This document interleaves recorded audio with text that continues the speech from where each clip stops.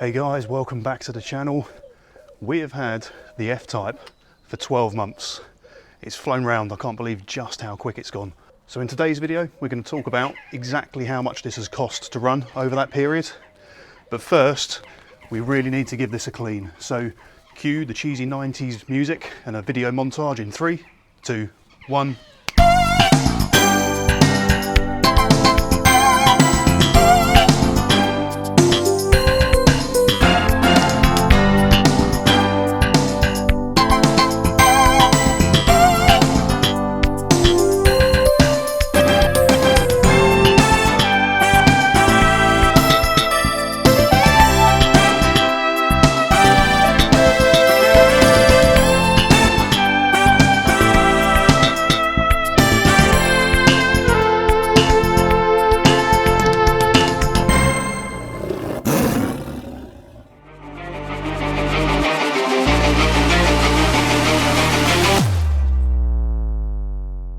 That looks 100 times better, and so does the backdrop. If you don't recognise it, we're at Goodwood.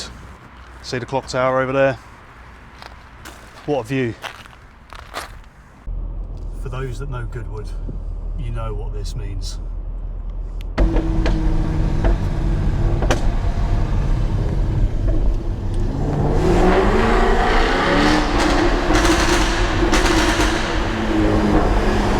So let's have a quick recap. We've done the 6-month cost of ownership on this car. We looked at things such as 5,000 miles worth of fuel, tax and insurance split for the 6 months. So today we're going to look at the second half of the year, the second 6 months. We put some new rubber on in the first 6 months as well. When we purchased the car, it only came with one key.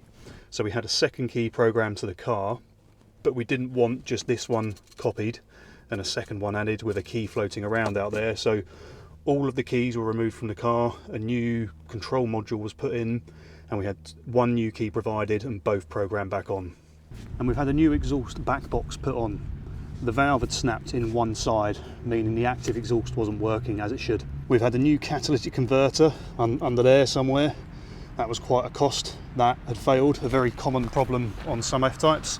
And then some less important things, such as putting these black badges on, the private number plate, the bronze detailing, this vinyl here and here. I think that looks really smart, but not necessary whatsoever. And I also re-wrapped this bar and the grille surround and these canards in gloss black to tidy up the front and remove a few stone chips. We also had the larger infotainment screen put in.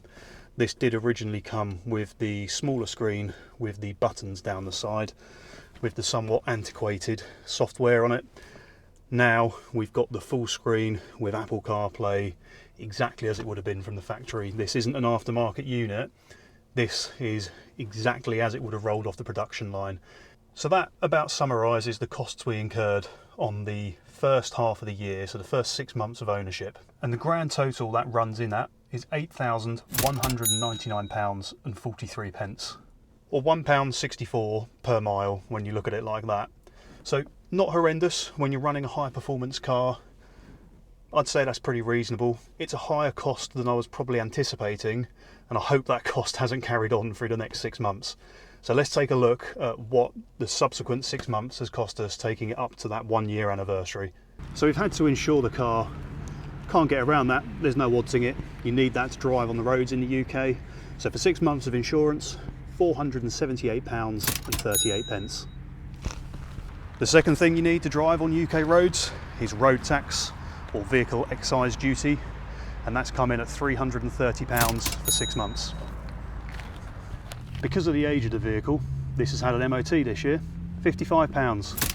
Luckily, nothing needed fixing off the back of it, so it's just that flat £55. But had anything have gone wrong, like had I not changed that exhaust, fixed that catalytic converter, those are all costs that would be wrapped up into getting the car back on the road after the MOT. So luckily, this time, £55. So fuel, very tricky one to quantify. The prices this year have been all over the place, it's been all over the news. We've done 2,500 miles in this. It's been winter, the weather's not been very nice. We've both been a bit busy at work, so we've done half the mileage we did in the first 6 months. And that came in at £594.74. What I've done is I've taken an average of the fuel price, I've taken an average MPG over that period of time and multiplied it by the number of miles we've done. So not a bad fuel cost in my opinion, especially considering this is winter and the car doesn't get used all that often. We put a new set of tyres on this on the back as well, only the rears. This runs a Haldex system, so it's predominantly rear wheel drive until traction starts breaking loose, so about 80% of the power goes to the rear wheels. £599.98 for a new set of Michelin Pilot Sport 4S's. I have absolutely no comments to make about how long the last set did not last. So you do the maths, it's a 550 brake horsepower car, predominantly rear wheel drive. That's all I'm going to say. And finally, I've replaced the headlights. If you haven't already, check out the video about that. But in essence, they'd all cracked and crazed and gone horrible. So I've replaced both of these, took the whole front end of the car off, and it's made no end of difference to how good and fresh this looks. But that wasn't cheap. Both of those, £1,600, and that was second hand. If I wanted to go new, they'd be £2,500 aside from Jaguar. It's because they're the projector, not the projector at all, that's a lie. They're the LED headlights, not the projector xenon ones. So heck of a cost for those, but it has fixed the front end of the car up no end. So yeah, you might not suffer from that problem. I certainly did. It was a common problem with some F-types, something to be aware of. So all in all, £3,600 odd for the second 6 months of motoring in this car. I don't consider that too bad. I had to stump out for these lights, which hopefully not many of you will ever come across that problem, so you can wipe £1,600 off that cost straight away. If you garage your car over winter, that second half of the year is always going to be cheaper. But when you break it down, that equates to about 82 pence per mile for the second 6 months, which when you compare it to the £1.64 per mile in the first 6, that's not so bad. So all told, £11,850 to run that car for 1 year. I don't think that's too bad. That's everything. That's your fuel, your insurance, your tyres, 2 sets of tyres, modifications, generally looking after and repairing the car for a high performance, not supercar, but a very high performance sports car. I don't think that's too bad. The first 6 months of cost were very high. I think the novelty of the new car was there. We were doing loads of miles in it, changing bits and pieces out, fitting dash cams, fitting the new screen, going around doing bits like the vinyl. So all of that stuff was there in the first 6 months, and it really plateaus out down to half the price per mile in the second 6 months.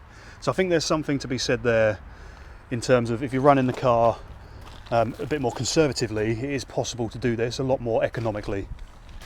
But there we have it, guys. As promised, the 12-month running costs of the Jaguar F Type 5 litre R, the supercharged V8. I hope this was very useful. I know when I was shopping for one of these, I did not have a clue what I was walking into, and there was nothing like this available. So hopefully this has proved useful to some of you who may be in the market. But as always, if you haven't already, please hit that subscribe button down the bottom. I really do appreciate all the support we get on this channel. I'll see you in the next video. Peace.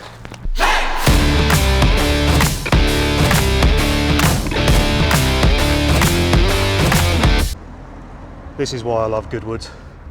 You just get all sorts turn up. We've had a Yaris GR arrive over there as well. This is just Goodwood through and through. I love it.